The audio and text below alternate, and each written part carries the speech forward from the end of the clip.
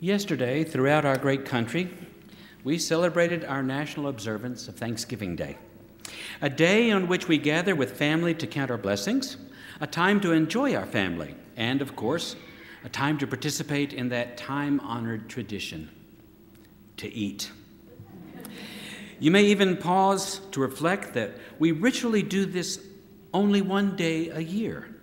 How often do we come to the close of a busy day only to discover we failed to pause and reflect on the wonderful blessings in our lives? We get so caught up in the day-to-day that we take for granted the loved ones in our midst.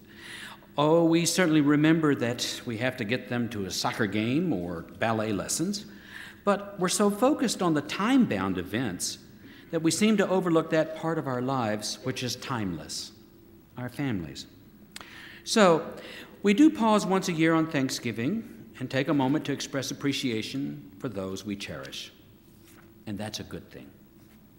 Tonight, on this Shabbat, we'll be reading from the book of Genesis, chapter 25, verse 19, through chapter 28, verse 9. This entire segment is called Toldot, which means generations. And it opens with the statement, "This is the generational line of Isaac, son of Abraham." And then it continues with all of the begots. You know, Abraham begot Isaac, and so-and-so begot so-and-so, and lots of begots. It is a portion devoted to the lives and struggles of a family from generation to generation. This portion includes the struggles Rebekah had with her twin sons, Esau and Jacob, while they were in her womb. It continues with the struggle the boys had as they grew up. This portion contains one of several times when God makes the promise to Abraham to increase the generations to come with blessings. And sadly, this portion also contains the story of Jacob deceiving his brother Esau out of his birthright, and the deception Jacob participates in with his mother, Rebekah, to steal the birthright blessing of Esau from his father Isaac. Well, sometimes the story of family can be more than just a little bit problematic. But Judaism's focus on family and on the generations to come goes beyond just a once-a-year celebration. Tomorrow morning's service of B'nai Mitzvah is an example. Although a first-time experience for Allison and Matthew, this service will be just one of many in a long chain of services where these two extended families have come together to celebrate with that long line of family members upon whose shoulders they stand and connect with them through the generations to come. This Shalshelet Kabbalah, the chain of tradition, becomes an unbroken chain that links the generations before to the generations to come. But I think there is more to Toldot, generations, than celebrating Thanksgiving Day every year or observing a bar bat mitzvah, as important as these are. I would invite us to pause for a moment and look to that generation who are becoming invisible in our society, the growing number of aging adults. It is true that the average life expectancy is considerably longer than it was even 50 years ago. Coupled with this, our aging population is, on average, in better physical shape. But we no longer live in what was once called the traditional family, meaning both parents, the children, and grandparents living together. Then we were told that we lived in a nuclear family, meaning both parents and child or children.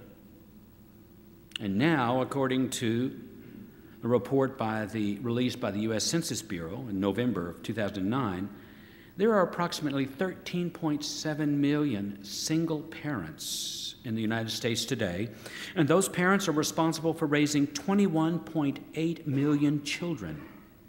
That translates into approximately 20% of all children under the age of 21 being raised by this new family style, the single parent. Well, families living within close proximity of one another is no longer the norm. I'm always amazed when I visit one of our area retirement facilities at the number of residents whose children live in another city or even in a different state. And these same elderly adults are often the ones who quietly go about living their lives without anyone aware of their struggles. This is not typical, thank goodness, but it is often the case. This aging part of our society, of whom I too will be a member sooner than I want to think about, often becomes isolated from the rest of the world, Understandably, their health needs have increased to the point where going to the doctor, waiting in the doctor's office for hours on end, stopping by the pharmacy, all of this has become their life, and often without their children or grandchildren around them. Well, fortunately for others, there are others, though, that do have family to support and care for them. Well, toldot, generations. My message tonight is rather simple. I would invite each of you, should you be part of that ever-growing group in our society who no longer have aging parents in your lives, either because they are no longer living or, as most often the case, because they live outside the greater Memphis area. They no longer live here with you. I invite you to volunteer at least once a year to assist one of these invisible members of our congregational family. You can call Sumner Levine and participate through our Caring Congregations Committee called God's Unfinished Business. Under Sumner's coordinated efforts, Temple volunteers make occasional visits to the Memphis Jewish Home and some of the area retirement facilities. You may know about an aging parent of one of your friends. Why not schedule a visit with them as well? Or you can call me at Temple, at home, on my cell, however you would like. I would love to help you find ways to bring a human touch of concern and warmth into the lives of someone who no longer has family in the area. Toldot, generations. So not just once a year on Thanksgiving Day, but maybe once a week or once a month, we can pause and give thanks for our family by helping those invisible members of our community. What a great way to say, thank you, God, for all my blessings. Shabbat Shalom. Good Shabbos.